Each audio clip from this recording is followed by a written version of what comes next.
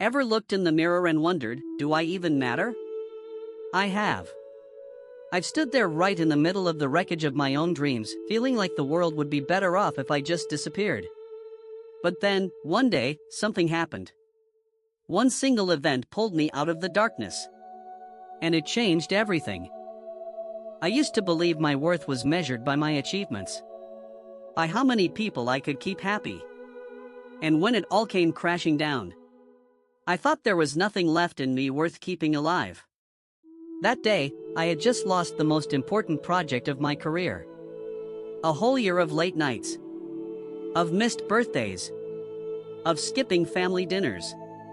All traded for one humiliating failure. I didn't just lose the contract. I lost the trust of my colleagues. I lost the admiration of my family. No one yelled. No one blamed me. They were just silent. And that silence felt like 1,000 needles pressing into my skin. I started labeling myself useless. A screw-up. The one who ruins everything. Out on the streets, everyone seemed busy, purposeful. While I felt like an extra piece the world didn't need. Every night, I'd lie in bed staring at the ceiling. Listening to the clock tick, each second heavy. The moment I closed my eyes, the memories came flooding back. Disappointed stares, rejection texts. Emails ending with "we're sorry, but..." I shrank away from the world. Ignored calls. Made excuses not to meet friends. I began to believe I didn't deserve love. I didn't deserve another chance. And the scariest thought of all. Maybe, if I disappeared, the world would feel lighter. What I didn't know was that, in the very depths of that darkness, an event was about to hit. One that would shatter everything I thought I knew. And open the door to a journey I never saw coming. That day, an old friend called me. Her voice was frantic. "My mom's in the hospital. I'm out of town, can you help?" I hesitated. It had been a long time since I'd gone out to meet anyone. But somehow, that one word, help, got me out of bed. I went to the hospital. I handled the paperwork. Bought her medicine. Sat by her side all afternoon. She looked at me, held my hand, and smiled weakly. "Thank you.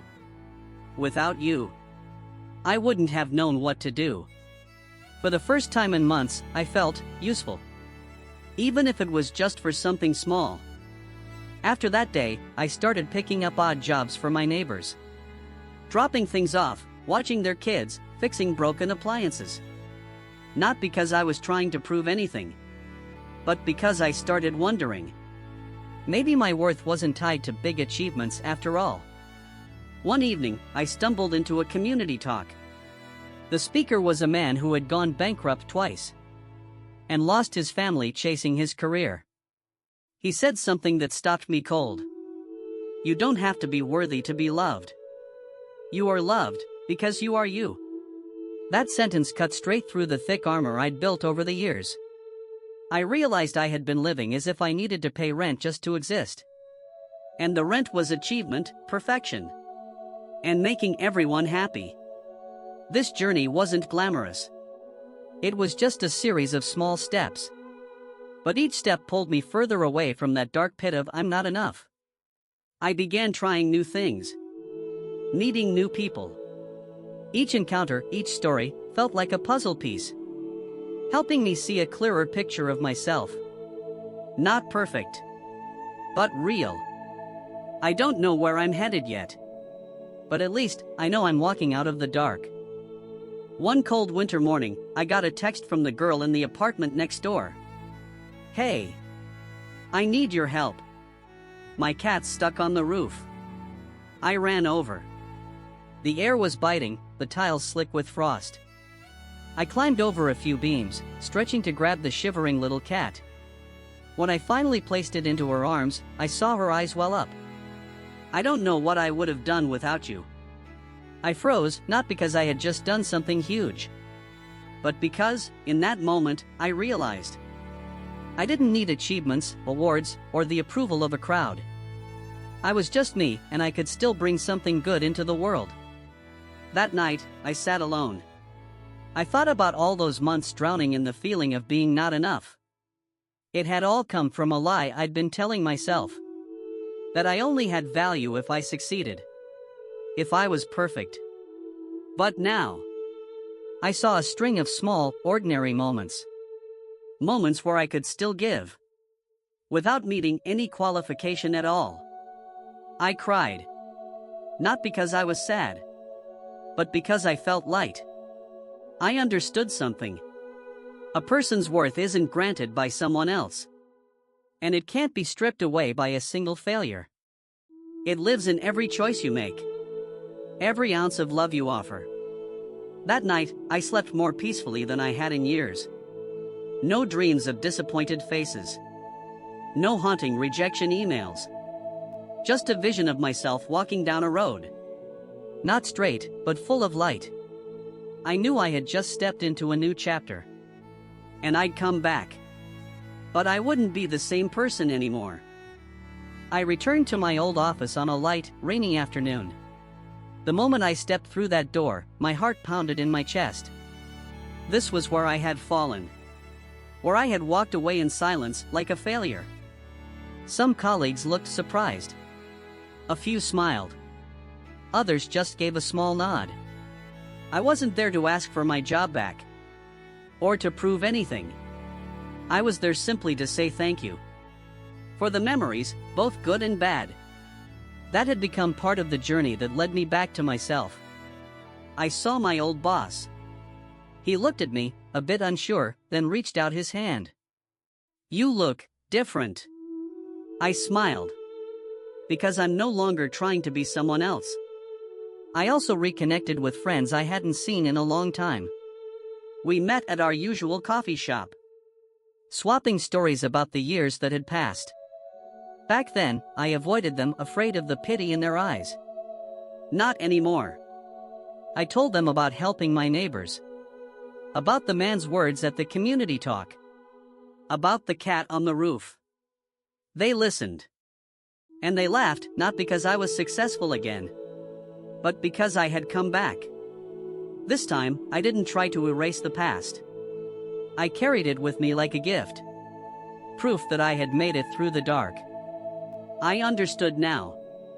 Coming back isn't about returning the same. It's about bringing a new version of yourself to old places. When I left the office, the rain had stopped. The streets shimmered under the glow of the lights. I walked slowly, listening to the soft splash of water under my shoes.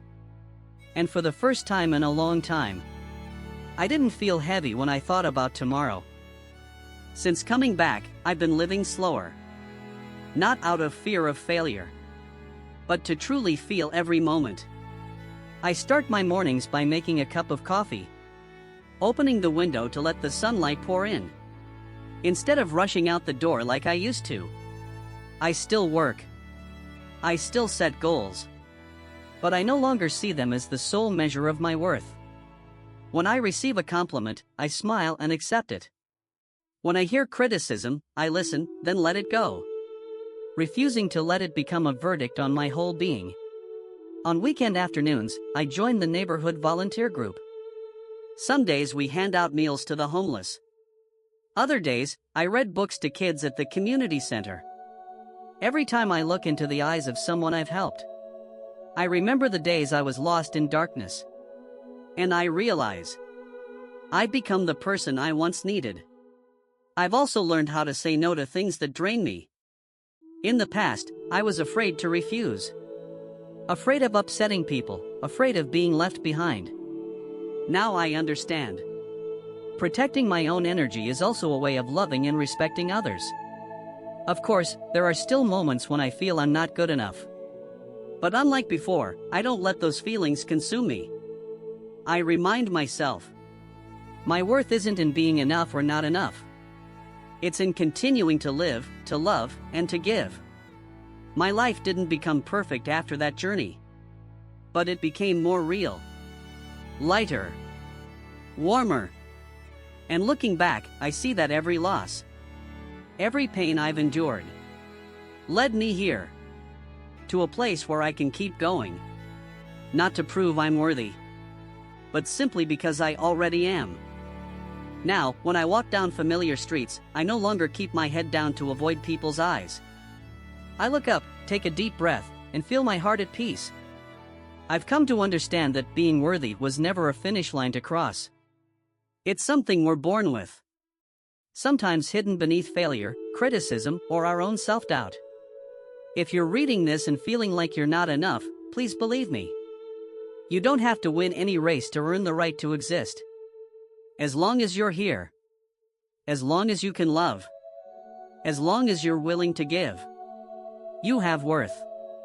Life will go on, with both sunshine and rain. But when you know you were enough all along, every day becomes a gift. And who knows? Maybe one day, your story will be the light that pulls someone else out of the dark. Just like someone once did for me.